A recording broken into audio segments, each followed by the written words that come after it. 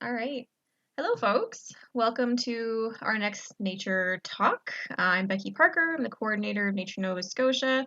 And with me behind the virtual scenes here, I also have our volunteer Emma and our president Bob Bancroft, who's going to be talking to us about the mainland moose. So if it's your first experience with Nature Nova Scotia and with Nature Talks, welcome. So Nature Nova Scotia is a federation of natural history societies across the province.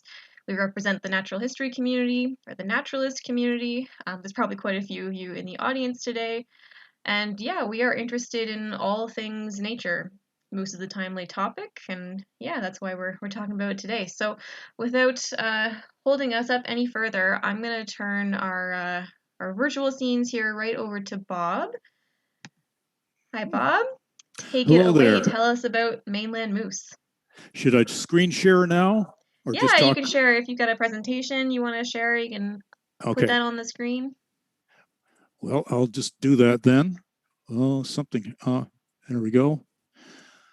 Well, thanks for coming virtually for this evening. I've been a biologist for a while, as some of you probably know, um, and luckily, one of my first jobs working for the wildlife division was to actually find what mainland moose were eating in their wintering grounds all over the mainland. That was a great start to understanding a little bit about moose. So my talk is basically going to be about biology, ecology, some management, and of course the lawsuit that a bunch of us put through. But so talking about the biology, if this is a moose actually that you can see here who is in the area where the blockade was, and it was a very important connector. Um, um, um, for two wilderness areas where this forest was, and this is supposed to be a mature forest, but the moose needed in order to be able to get around. In terms of where the moose actually are um, across North America, um, the gray area is moose country. There are four different subspecies of the basic moose, and the one that we have on the mainland is the same one as in New Brunswick. And actually, they sent some mainland moose over to Newfoundland. Only four of them. That started the whole population in Newfoundland years ago. Um, and the Cape Breton population is another subspecies that came from Elk Island National Park in Alberta back in the 40s. They let 18 of them go after the population collapsed. But I'd like you to just take a note of the fact that the moose population is not near the southern edge of, of its range in Nova Scotia. That in fact, the moose population is down in New Hampshire and Massachusetts, because that's something I want to talk about a little bit later.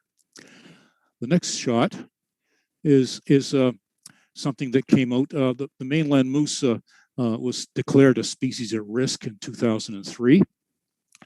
There was a recovery plan that came out in 2007. I served on the committee that was involved with that. And one of the things that was supposed to happen was there was supposed to be core habitat, but it was never delineated. What they did was they came up with this concentration areas thing. And it does show roughly where the most concentrations are. The Cobequids are there's a lot of cutting going on up there in terms of moose habitat, and there's gold mining. There's a very narrow connection to the New Brunswick moose, with the road from Olac across to the Confederation Bridge being a major impediment for them.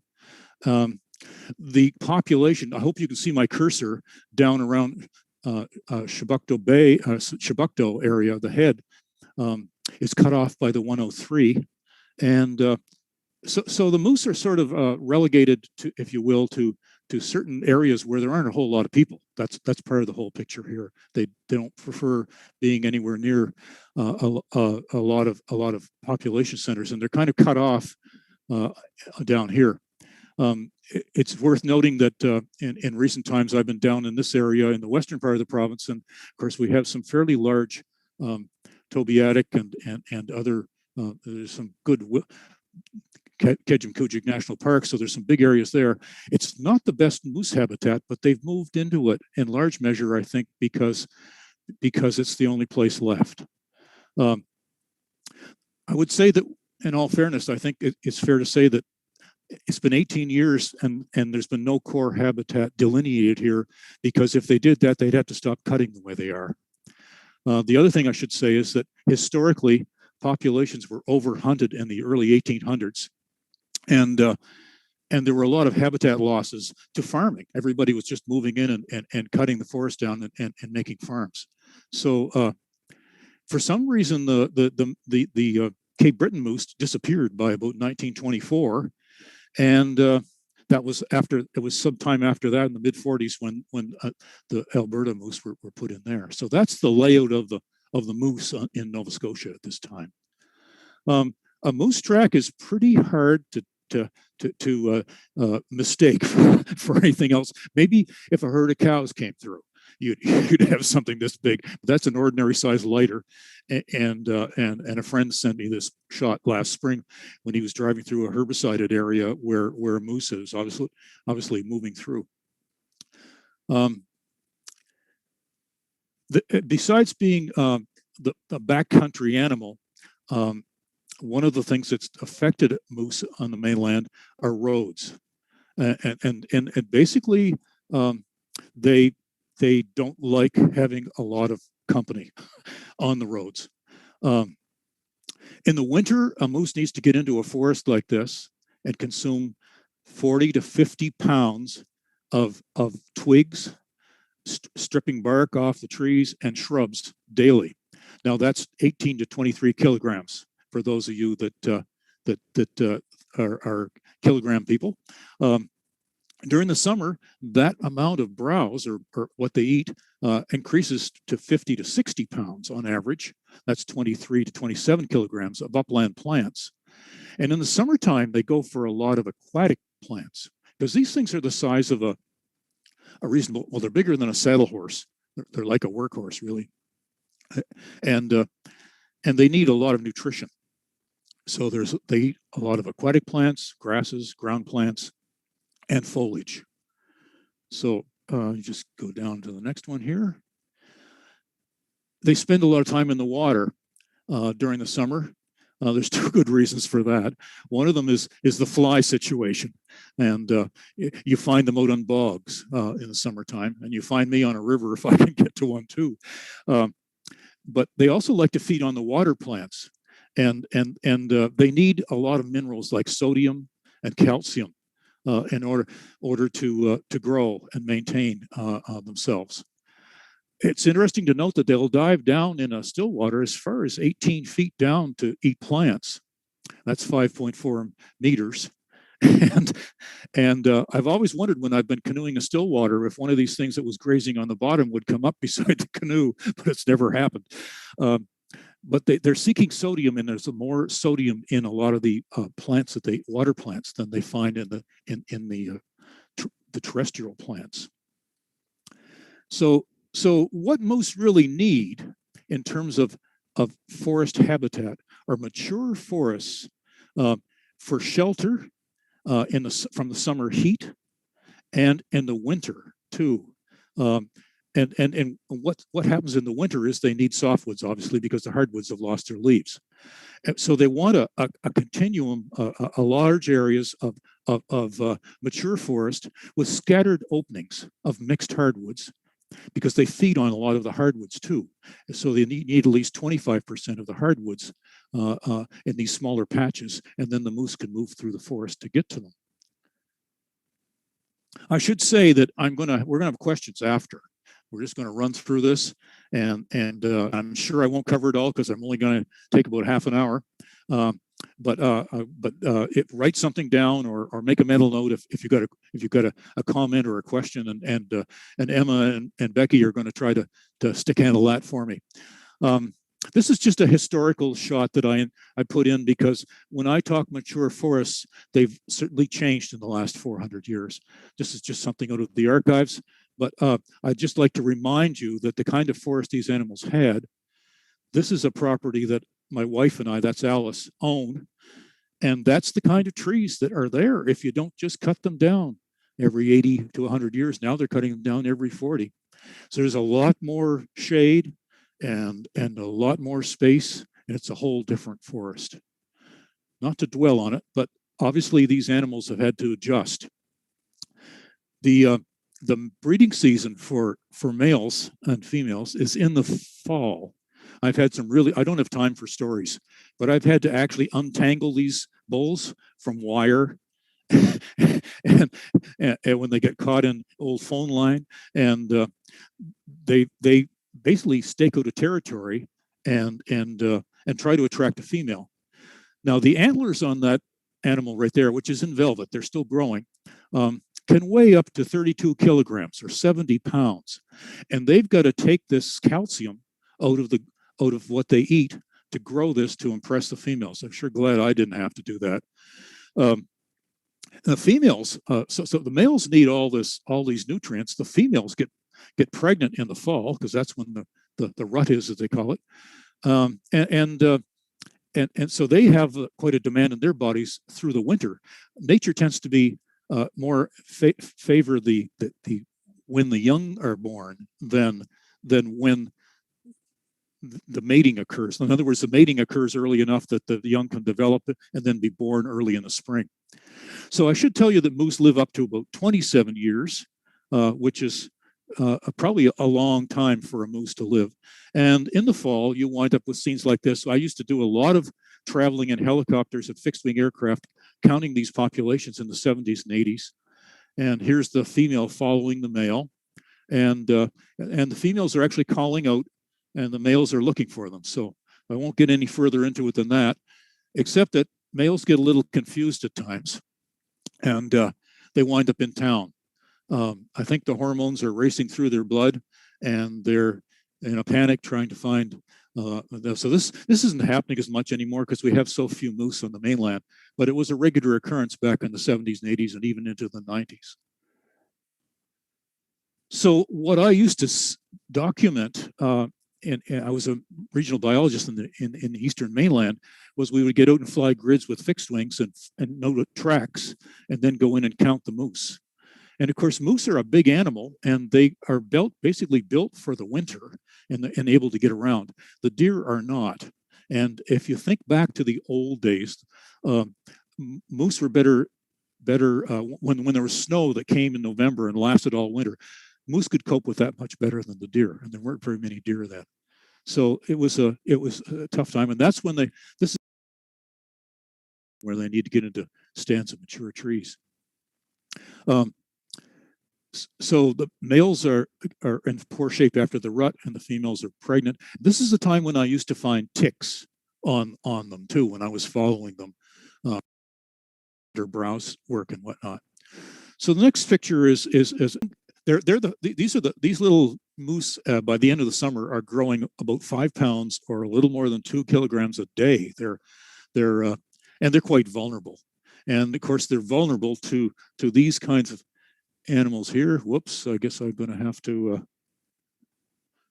move along. There we go. Bears are known to look out for them and kill them, of course. They're opportunistic. And the other animal now, there used to be wolves and cougars, and there probably still are cougars, but there are not very many of them left.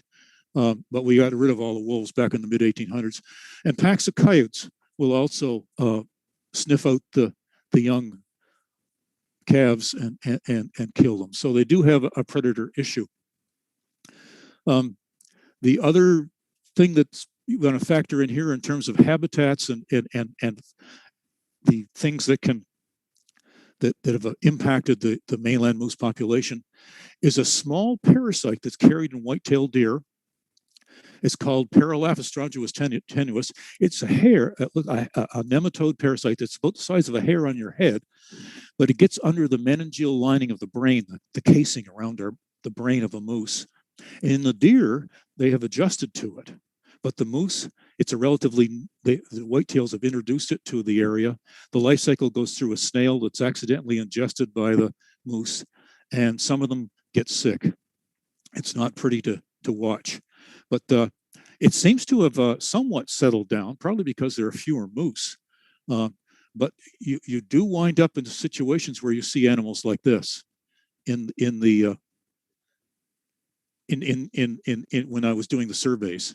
So moose can grow old, moose can get injured, moose can wind up with a parasite, and I used to get a lot of calls about this, and some of them still had their head about them. They'd be terrified when they'd see you. You come, and I used to sit beside some of them and feed them, but there was only one thing we could do, and you had to shoot them. And we usually kept the heads to it to find the worms and document what was going on. So I won't stand by this one, but stand on that one very long. But what I noticed, and these are pictures that I took from the aircrafts, and there's two moose in this picture. It's terrible when you have to point out your own moose. But in most of the wintering areas, the roads went in with taxpayer dollars in the 1970s on public lands. And a lot of these went into traditional moose sites where there hadn't been easy access before. The roads went in, the wood came out, the moose came out, and then poachers would prowl those roads. At the same time, the 4x4 trucks were coming in, Jeeps, that sort of thing, and ATVs came into use. And the whole backcountry started to change. And at that time, heavy machinery associated with harvesting trees came into use as well. So there's quite a history here. I would recommend a book by the original biologist in Nova Scotia, Dennis Benson. I have a lot of his original work that has been passed along to me. And Dr. Donald Dodds put a history of stories together that I wish I had time to tell some of them for you. But of course, there were caribou a long time ago. The whitetail came in around the 1900s, but we've had moose all along in one way or another. And it's a good book to find in a used bookstore. Just in terms of how things went, the hunt continued in Nova Scotia until 1981. And at that point, the population was falling. And of course, that coincided with all these roads going in and the moose coming out. So where do we stand now? Here's a picture of the area that has been a hotspot in terms of mainland moose starting in November and December, where a bunch of folks who I know decided enough was enough. The species at risk laws weren't being enforced. There was no core habitat for moose. And this area had been a traditional moose area. A gentleman by the name of Paul Tufts, a regional biologist. There was a mining road that was supposed to go in here. This is back of Digby. Tobiatic's here, and there's a Silver River Wilderness area. So what happened here was that there was a mining road that was suggested to be put into this general area. So he did a report in 1981, 40 years ago, that said there were too many moose up in here and the road would be a really serious problem. And the mining road was stopped. Well, now it's Crown land. Forest cutting is going on everywhere. In this particular picture, even-aged forest is a symbol for clear cut. Uneven-aged forest is this little blue dot down here. That's something that's actually a better kind of forestry.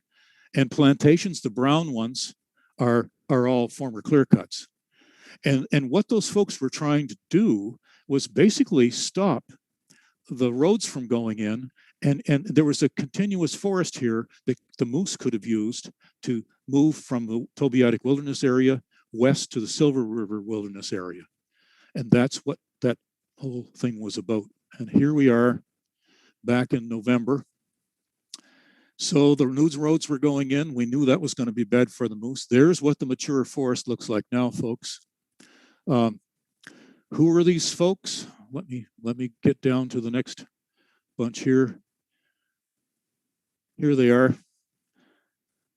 They're people who actually care about animals, and they just felt that the laws weren't being upheld, and now they're under criminal charges. And I guess what's going on, and the reason I'm talking about this, is that West 4 is a company that's supposed to be 13 companies. I think it's down to 10. But the government handed over the Crown lands to be cut to this company, and they used to compete, but now they don't. And they're basically in there, and this is what they're doing. They've got media ads on right now saying that everything is great, that they're doing very good work. Here's what it looks like. Now I realize the snow's not here yet when this was taken, but there's just cut after cut after cut. There's 20-meter borders here along the stream in places. That's all they're allowed. They have to live. They have to leave. Moose won't use them unless they're 50 to 60 meters wide. They won't use them as a travel corridor. The nutritional value of the regeneration is very poor on these sites, and they're already calcium poor, as I'll show you in a minute. Here's the next one. There's basically no continuous forest here for the moose to move through. I hope you can understand. And the roads are all new, and the poachers will be in. So what we really need here is continuous mature forest with scattered young mixed wood patches for food. And the connector is now gone. And what you've got instead is no landscape level planning by lands and forestry or the forest industry in the last 18 years since they were declared a endangered species. What you've got instead of this continuous forest, mature forest, is it's just been cut into a sea of clear cuts with new roads. And that is the truth. I'm telling you the truth. Here's what it looks like on the ground in November, with a quote from the general manager of West 4. We continue to believe the responsible forest industry. This is not going to grow moose food, folks. And the people that were in there were actually, I think, the law should have been on their side. With repeated harvest, the suckers and the sprouts from the stumps in these sites are not as nutritious as saplings that are grown from seed. And the next thing I really want to show you is this business about how poor the soils are. I'm just about near the end, and I'm just about near my half hour. So this is working out. The tan colored, red colored, and the bottom of this graph, this is a very complicated picture, but the soils in Western Nova Scotia and much of Guysborough County are some of the worst, poorest soils in the country. It's a function of us being on a tailpipe for a lot of acid rain, a tailpipe of continental North America. And even when it let up, it still means that there's a lot of these soil types down here are leaching more nutrients away because of the acid rain than they're accumulating. So it's a very critical situation in terms of how a new forest is going to establish. It's actually very, very sad. And if the trees are taken away, the nutrients are actually taken away when the trunks of the trees are taken, or when they're cut. So this is not a good situation. I think the contractors, I feel a little bit sorry for them, but I think they actually seem to sense what's happening here. That's one of the ones that's in that area. I was in and took pictures. The other thing I want to quickly explain before I run out of my own time limit here, this is really quite critical too, is that this is a wood volume thing. If you've got a wood lot and you want to know how many years it takes to grow some wood, and you start off with a clear cut, you get the trees growing and growing, and you get a peak coming in of volume that you can cut. But these are all the poplars, the wire birches, the balsam firs, and the spruces that take over on a pioneer forest, a healing forest actually that nature has. Now, if you really want your forest to have some value, they gradually grow old and fall down. I have that happen in a forest here. And then if you have a seed source nearby, you start getting yellow birch, sugar maple, and a whole bunch of oaks and whatnot coming in. And it takes about 150 years or more before they start, the volume in those trees starts to go up. This is just a generality, but it's worth considering, because what the industry is doing right now is they're waiting for 35 or 45 years, or maybe we'll stretch it to say 55, and then they're cutting this. And then it starts back here again. And then, or they want to plant. But planting has been proven to not work because it takes too long and there's too many issues environmental issues, insects, productivity, fungus. So we're in a situation where we're locked into a pioneer type forest here, and they're just going for the fiber. What does this look like? This is a satellite image. Here's Digby Gut. Here are the Kejimkujik Park and the Tobiatic. This is a picture that basically shows the red areas are forest loss from 2000 to 2019.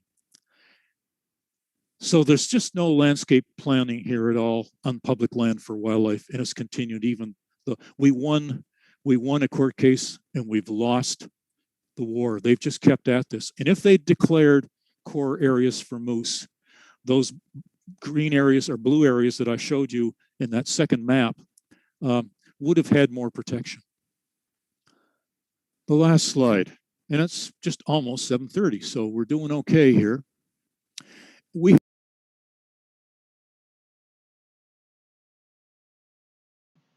Oh, you're muted again, Bob. Sorry about that. We got sticky Zoom keys today, maybe. Let's see if I can get you to... There you go. Okay, there we go. Okay. Sorry about that again. I'm gesturing, which is stupid. Anyway, the 53-page court document we got last May, the Supreme Court Justice Krista Brothers, bless her soul, quoted from Dr. Zeus, the Lorax, a story about missing trees. Unless someone like you cares a whole awful lot, nothing's going to get better. It's not. Ancient Nova Scotia won the court battle, but hope is not enough. I really think that, and this is one of the mainland moose, one of the best pictures that people have taken. A lot of people have helped me to be able to give a talk like this. People need to take action. Hoping won't do it. Lancet Forest has basically been catering to corporate capture. The forest industry is ruling. And I really strongly feel that nature needs a stronger voice, or I wouldn't be giving a talk like this tonight. We elect them. It's time they listened and stopped just slashing down. Just think about that picture I showed you with all those red spots, and it's still going down. Nature Nova Scotia is going to step up and be a stronger voice, and I hope that you can join us in that. Thank you. Great. Well, it's exactly 7:30, Bob. That was incredibly efficient and timely of you. Thank you. Well, hopefully it was worthwhile saying. Yeah, no, it's great. Can I turn off my PowerPoint now? Yeah, you can stop sharing there if you want. I think as I'm looking at our questions here, and I see a couple themes among them. So maybe before we get into those, it might be useful to give folks a context on a couple issues or a couple topics that you've brought up. One being normal forest succession in Nova Scotia and why imitating windfall is something that we would like to see in forestry and something that we are strangely seeing in a lot of private woodlots and not so much on crown lands. Yeah, maybe folks would benefit from from some background on why we're looking for fewer clear cuts and a different kind of forestry. And then I'm also seeing some questions around caribou and moose. So I wonder if we could go a little bit further back in time and give folks an overview of how we lost caribou, how we've gained deer, and where moose kind of fall in that timeline. Could you elaborate on those things? Yes. First of all, the first thing you were talking about was the old forest, and the forest floor was very different based on the fact that a lot of the forest would live for 800 to 1,000 years, according to some of the studies that have been done. Fires didn't really start happening in Nova Scotia until we wound up burning, and burning got away when we were land clearing. So basically, trees, there were hurricanes. That was one of the major issues. And of course, there were insect damage. There was insect damage. So you wound up in a situation where where trees would blow over in hurricanes, and there'd be hummocks, high points, and low points, which left a lot of different options for seeding in a new forest. And mean, you can walk through forests if you think about it, and you could find these hummocks, and you can even determine which direction the hurricane came in. But the important thing was that it was a form of forest renewal for these patches, and it was what moose actually grew up and were used to. And of course, back in the older days, the climate was colder too, and that relates back to why we had caribou, I think, because winters were longer. The snow and cold persisted, and lichens were much more common than they are now in the Acadian forest. So the forests actually changed. Now the caribou disappeared rather. The last ones were found in the late 1800s, early 1900s. Somebody occasionally you find a rack or something, but there's some indication, I believe, that the habitat actually changed and it wasn't favoring them as much. So that has happened as well. And of course, like as I think I said before, a lot of the land clearing and whatnot occurred in the late 1700s and early 1800s, and that's when a lot of the hummocks and the basic forest structure was altered. Plus the fact that if you were a pioneer living in the backcountry and a moose walked by, that was a lot of meat, and so there was a lot of hunting for and moose meat. So there was overhunting at that time too. Did I answer the questions reasonably accurately? Yeah, I think so. I think a main takeaway there is that, our forests look incredibly different from what they used to. And unless you remember those forests or you've been to those very few remaining examples of what forests look like, then yeah, you might be unaware of that. So yeah, thank you for that, Bob. It might be helpful too if we gave folks a bit more background on the judicial review that you mentioned, and how we got into a legal battle for moose. We have a little timeline here that we can share on moose listing all the way to today. So we see, moose were listed in 2003, following years of decline. And if you've been into the status report, which was also released in 2003, you've probably seen figures like this. So Bob, you can't see this one, but our audience can. Just showing Mm-hmm. decline in estimated moose numbers over time. Our recovery plan came out in 2007, which is late according to the Nova Scotia Endangered Species Act. And it said that there is insufficient data at this time to designate core habitat. But it does, as Bob pointed out, outline core areas of moose distribution, which is interesting. That plan also did not set a goal to increase moose numbers for recovery. Set a goal to just maintain current numbers, which are obviously quite low. So there's problems starting pretty early in this process, and then as we move into, we have our special management practices, which apply to those 5 concentration areas, which Bob showed, and I can also show here again. So those big areas in the Cobequid and Tobiatic. And then moving into our 2013 action plan, those actions are dated for 2014 and 2018. A big part of what prompted the judicial review that Nature Nova Scotia and some of our member organizations were involved in was how little had really been achieved by the end of this time period with respect to moose recovery. The recovery plan for moose, a review of the recovery plan was overdue according to the Act. And so when we went into that judicial review, I remember reading the decision, I felt quite shocked at some of the statements we heard from the legal defense for the province, which were essentially that we're working on it, so this point is kind of moot. We shouldn't be held responsible for delays in this recovery process, which Justice Brothers responded to with essentially, well, if we just left it up to you, this might not have happened. We shouldn't have to rely on natural history societies to come forward with judicial reviews to make sure that these things are happening on time. So So right now in 2021, we're kind of left off waiting for an update from that decision. So Justice Brothers did order Lands and Forestry to catch up on all legislative requirements for the mainland moose, in addition to 5 other species at risk that were featured in that review. But there was no timeline given for that judgment. There's no duty to update, and there's no supervision there, which is why it's really important, I think, like Bob said, to act as a voice for nature right now. We really don't want these things to slip through the cracks. Is there anything else in that judicial review, Bob, that you thought folks might want to know, or anything they should know, yeah, for the future? It's kind of groundbreaking in several ways, and I wish Jamie was here to talk about it.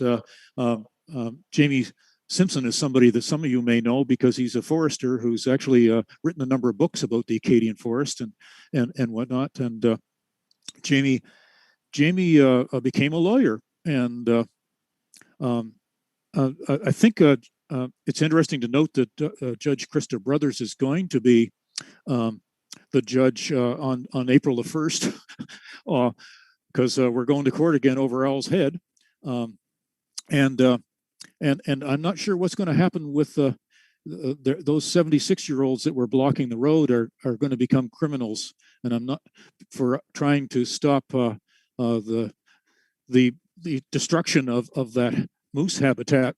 So I'm not sure where that's going to go. At this point right now, that's going to happen sometime in this month or next month, I believe.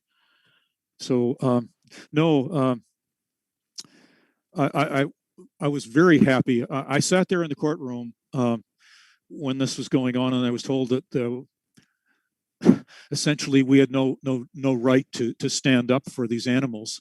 and the justice said, "What do you want them to do? Bring the moose in?"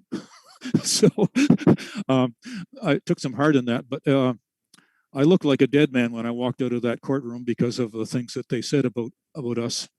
But I think you have to stand up. When I was a regional biologist, I was overpowered all the time by what the industry wanted to do, and that's what working for the department was like. So I think it's time that I think a lot of people in Nova Scotians actually want to make room, and we can have lots of forestry, we can have lots of jobs. Right now, it's getting down to dollars per ton, and I mean, I cut trees on my own property here, and if they're valuable trees, you get a lot more money. So I'm not saying we should get rid of forestry, but we've hit the bottom of the barrel with just cutting and cutting and cutting. And it's sort of getting to the point where I know one professional at a lands and forest meeting years ago said we should have a 15-year rotation of balsam fir trees. Well, what's going to be left for the animals? All they're thinking is fiber. And I think the public has to make the politicians know that enough is enough, that we are sharing this province with a lot of wildlife species who deserve some consideration and respect. It's If you had better certainly stop. strange times, yeah. It's very odd times where we have to bring our own government to court to follow their own legislation around species at risk. Becky, I wanted to ask a quick question, Yeah. and Bob, are there other examples, either past, present, or even maybe future, of similar nature organizations, either in Atlantic Canada or elsewhere in the country, that are taking similar actions? Or is Nova Scotia kind of a pioneer in that aspect? We're Nature Nova Scotia is actually apparently at the forefront of it right now, Emma. I only say that because I've been dealing with Ottawa and a number of politicians up there for Nature Day not too long ago, just a few days ago, actually. And Nature Canada says that we're at the forefront of it. There are other folks that are trying. And BC, for example, they were going to do some forestry cutting in a caribou area. And the people rose up and they stopped it. They didn't allow them to cut. And in Ontario, there's a very strong Nature Ontario and they got some legislation turned, but then Doug Ford has undone it. So you can pay some money and destroy rare species habitat now.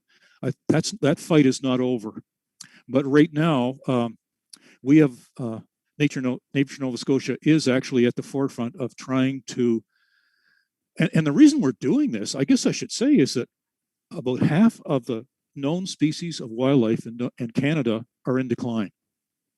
And now's the time to stand up. And if you look at it globally, there are 1 million species facing extinction because we just overrun 75% of the land base in this whole planet has been altered by humans,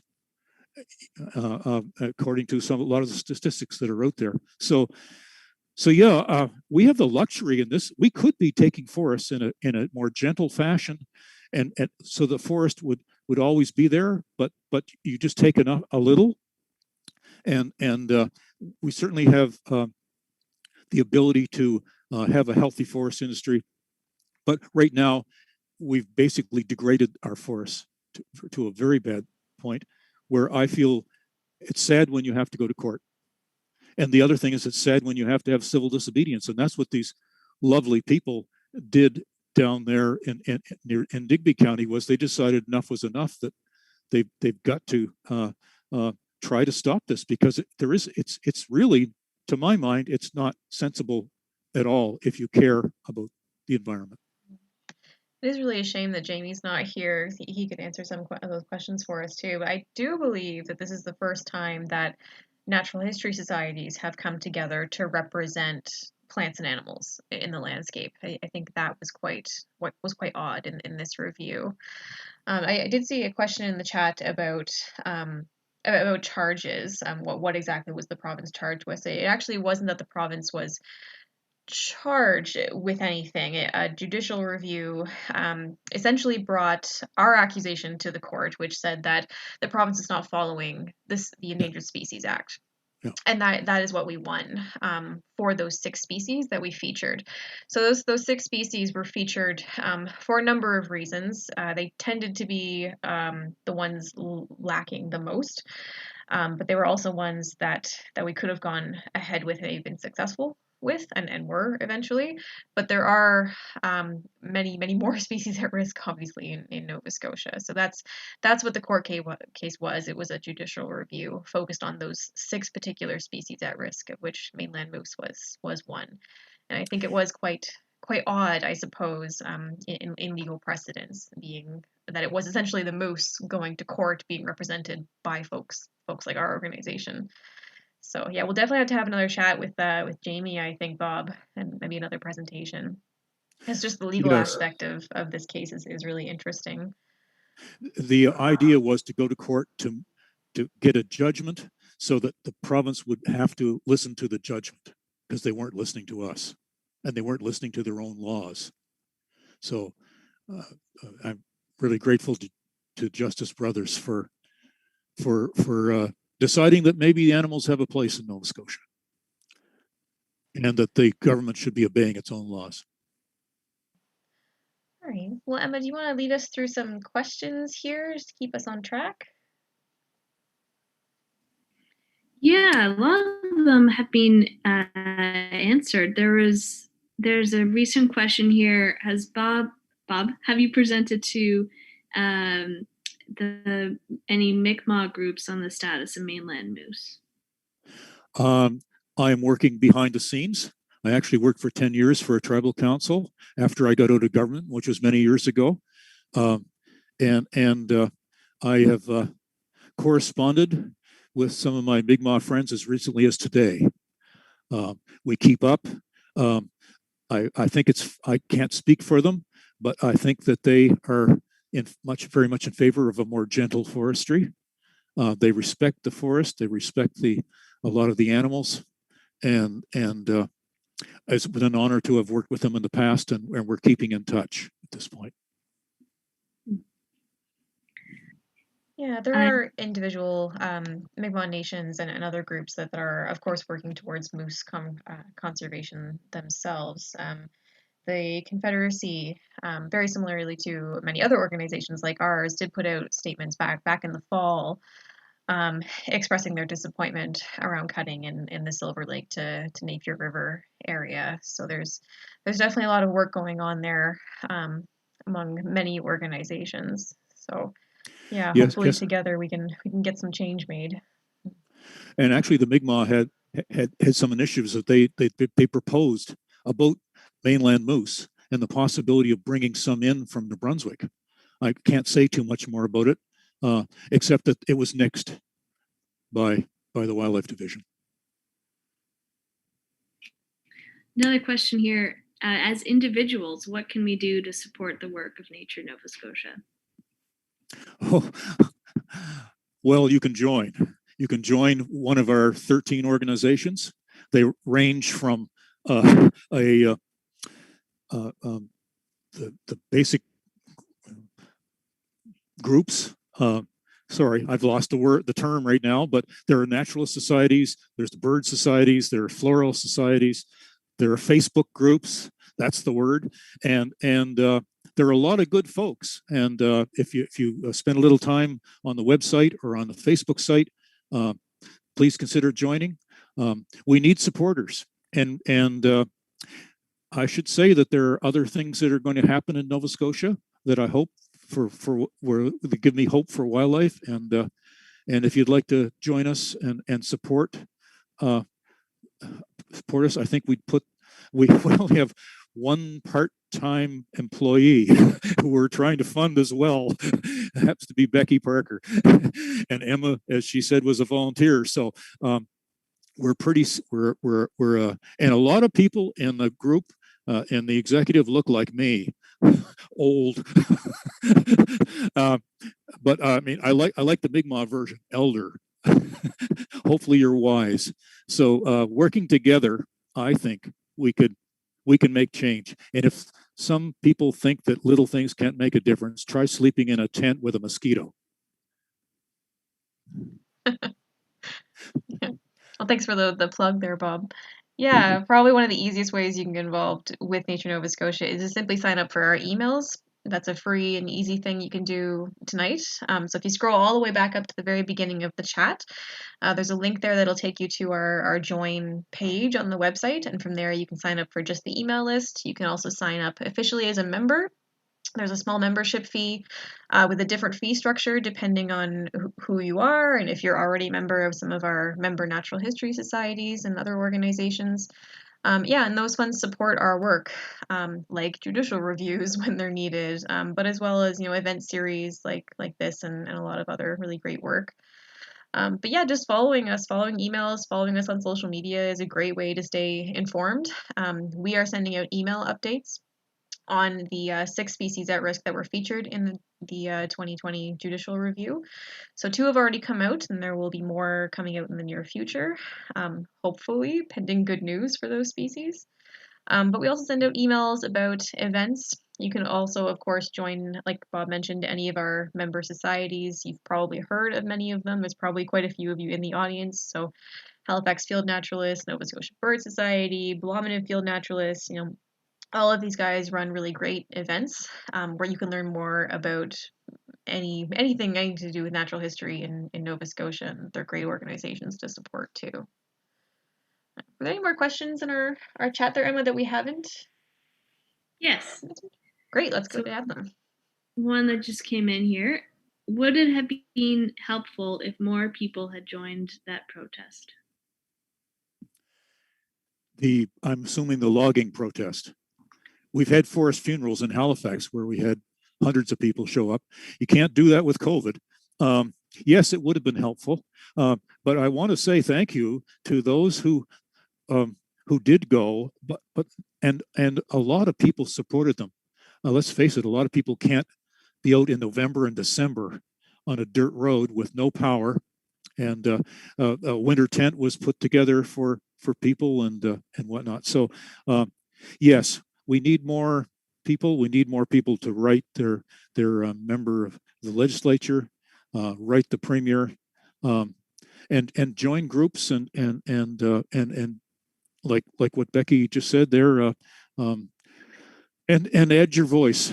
That's, I think, our hope is to get the understanding of people together. We're fighting a propaganda war here. I don't believe I'm giving you propaganda. I've tried to make a name for myself telling what I perceive to be the truth. But what I'm seeing in the West 4 ads is a little bit of selection cut, and they're saying that's what all they're doing, and it's not true. They'll be back in there to cut, and they're just, it's window dressing. I've seen it in the past with other cuts when they were cutting old growth yellow birch and trucking it to be burned. I was involved with Danny George on that one, and we went on for 6 years before we finally got enough people and got the media involved. So it's a battle. I would say I'm stubborn and tenacious, and I think if there are enough of us, we can bring the truth out, in spite of all the expensive ads and everything else that I see being out there to confuse the politicians and to confuse people. I think there are enough people that are becoming well informed, and so I thank you for staying tuned tonight, because what we need are well-educated people to be able to demand the right things, and we've seen evidence of how things can get out of whack in the United States. I'd rather stay on a reasonably straight, realistic course here. Definitely. One group I think we haven't mentioned yet are our woodlot owner operator groups and associations here. So if you're looking for examples of sustainable forestry, whether you're a woodlot owner or an urban resident, great places to go for that information are those associations. Strangely, this issue where we're seeing habitat loss and forest degradation, these are problems that we're seeing a lot on Crown lands, which is what we are so upset about, because these are public lands. But there are a lot of private landowners in Nova Scotia who are already doing the work of ecological forestry and protecting species at risk. And we can share some links to those groups too if you want to check them out. Yes, most of those groups are actually getting funding from the government, so they're kind of not very vocal about this. But there are a lot of really good people in a lot of those groups, and there are a lot of forestry consultants that do good work as well, and thank goodness, because you don't need to be a rocket scientist to figure out. I mean, woods are complicated, but you can understand a pattern after a while, and you can work with it. And I think that's, if there wasn't a light at the end of the tunnel, and it's definitely not a train, we'd be wasting our time here. But there really is a better way of doing it, a healthier forests, better wildlife, and having woodland that is healthy is better for everything, including when you go to harvest some products from it. We're not headed that way at all. We're mining the forest now, and that's got to stop if we want to have a good province. Got more questions there, Emma? Yeah, a specific question here about the Bluff Wilderness Trail area. Is it known how many moose breed in that area near Halifax? And you're on mute there, Bob, I think. There used to be about 30 there. I have no idea how many there are now. I suspect it's less. There's some evidence that occasionally a few are getting across the highway, the 103. But and there was some work that the Wildlife Division did of what is now called Lands and Forestry some years ago. But it's been hard to get enough snow to do the old style of moose inventory, if you will, in the winter. And so it's less than clear. I would guess maybe a dozen or 20 if we were lucky, but that's just a biologist's guess.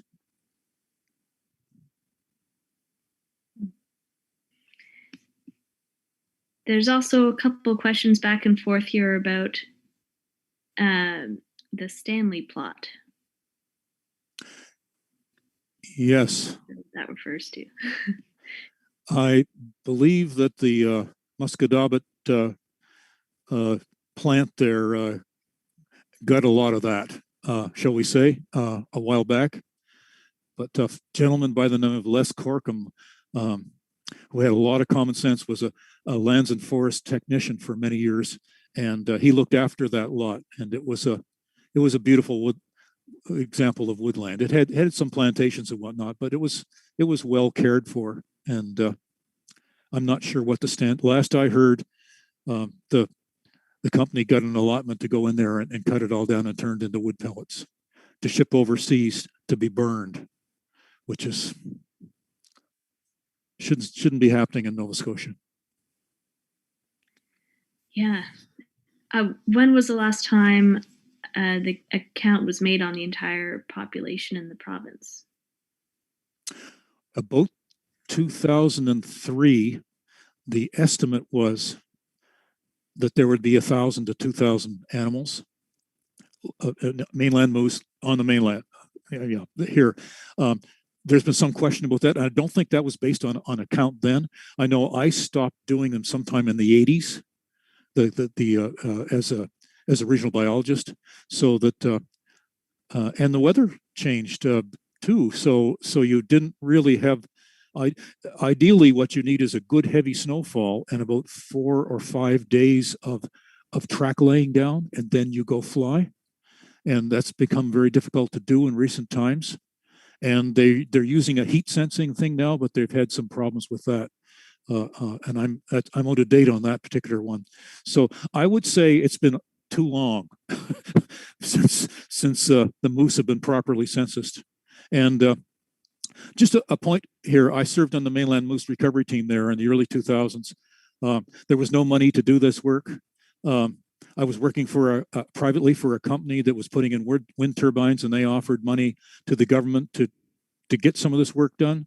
And there was no mechanism for the government to accept the money to do the work. About that time, I quit because the government wouldn't give us the work, the money to do the work, and the industry, they wouldn't accept industry money to do the work. And that's a little frustrating when you're trying to care for an animal like the moose. Yeah, it's interesting. A follow-up question. Do you think that the population may have increased in any areas? No, not with the forest cutting that's gone on. I could have shown you other pictures of the rest of the province. The last big wood basket on Crown land is in the western part of the province. The Craigbiton Highlands have been clear cut. The eastern area has been clear cut. The mainland has been clear cut. But there's been a lot of clear cutting on private land too. And this whole situation with habitat has gone down from with the clear cuts, the poor forest that come back, the soils that have now had 3 or 4 different harvests, and all the material's been taken away, or most of it. And you've got the gold mining in, and more encroachment on and moose just aren't adapting like deer. You don't find them downtown very often. Even when there were a lot of them, it's only during that rut where you'd see that happening in towns where they'd get confused and come in. So I'm afraid the population is going down very quickly. And what we need is core habitat declared and different forest management. And we need to cut off the roads, these new roads that are being built. And if that happened, and the woods got a rest, which they need anyway, even if you're not talking moose, then some of these moose may be able to build themselves back up to a reasonable population level again. And we could be having an underpass under the 103, for example. Animals get used to using those. So there'd be a connection between the other moose that are down in that area near Halifax. There are lots of things to do, which gives me hope, which keeps me talking. Yeah, that's a question that just came in actually about the effectiveness of wildlife bridges and those corridors over highways that you see in places like Banff and other places. Yes, there's one being built, I believe, down near Windsor, but they're in New Brunswick. I spent time in New Brunswick, and they've been proven effective. And in places like Banff, they put up trail cameras, and after a year or two of exploration, you get wolves and moose and all sorts of animals that know that if they want to get across the highway, they can do it safely. So overpasses and underpasses do work. We just haven't put any in here. Interesting. Those are all of the questions at this point in the chat. Anyone has any others? Now's the time to ask them. Yeah, I've got maybe a few more minutes we could take. If you have any burning questions, I guess you could stick them in there. But yeah, it seems like there are a lot of moving pieces still require work, I guess, for moose. So the core habitat issue that Bob brought up, that's a bit of a beast in itself. So core habitat, for folks who might not know, is a requirement under the Endangered Species Act. It's something that you would identify in your planning documents for listed species at risk. It in itself doesn't offer any extra protection necessarily for those listed species. Putting extra protections on core habitat once it's designated is something that's up to the minister. So there's actually a lot of things that have to happen for moose to be protected in core habitat in Nova Scotia even still. Yeah, and that piece about what do we do on the ground about forestry, that's a big issue too, and that many groups outside of ours are also working on. So a lot to do, but yeah, I guess and takeaway here should be to stay informed, like we've said, and thank you so much, Bob, for your time presenting on this large, important topic for us. It's definitely important for. Thanks to you, and thanks to Emma, and thank you, folks I can't see, for taking the time to listen and think about wildlife. Mentioned before, you could join us. So if you're interested in supporting Nature Nova Scotia or any of the projects we work on, or if you just want to learn more about anything that we talked about today, you can sign up for our email list on our join page. You can also join as a member, which is a great thing to do because it supports what we're doing, but also gives you a vote at our annual AGM. The AGM. So you get to support our education, research, advocacy, and other initiatives for nature. Thank you so much, folks, for tuning in, and we'll see you at the next Nature Talk in exactly a month, on the 2nd of next month. Have a great night, everybody. Thanks.